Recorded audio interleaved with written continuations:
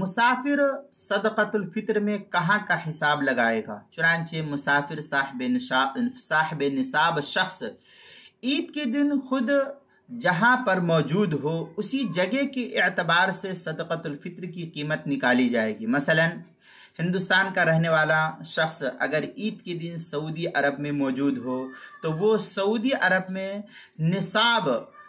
نصف سا گیہوں کی قیمت سے صدقہ فطر ادا کر دے، یا اس کو استطاعت ہے 1 سا کی تو 1 سا کے حساب سے، یا آدھے سا کی استطاعت ہے تو آدھے سا کے حساب سے وہ اپنا صدقۃ الفطر کو ادا کرے گا، مگر ادا وہی کرے گا جہاں پر وہ موجود ہے، وہاں کی قیمت کا اعتبار کیا جائے گا۔ مثلا سعودی میں رہنے والا وہاں گیہوں کی قیمت سمجھے نصف سا کی، ایک مثالاً میں عرض کروں کہ 150 روپیہ ہے، تو آپ کو وہاں کے حساب سے 150 روپیہ ادا کرنا پڑے گا۔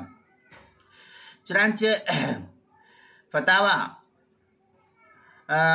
الدر المنتقی کے اندر ہے فَتَجِبُ عَلَى مُسَافِرٍ وَيُعْتَبَرُ مَكَانَهُ لِنَفْسِهِ وَعَلَيْهِ الْفَتْوَى۔ اس طریقے کی عبارت جو ہے در المنتقی پہلی جلد صفحہ 226، فتاوی والوالجیہ پہلی جلد صفحہ 344، کتاب المسائل اس کی دوسری جلد صفحہ 285 پر اس کو نقل کیا گیا ہے۔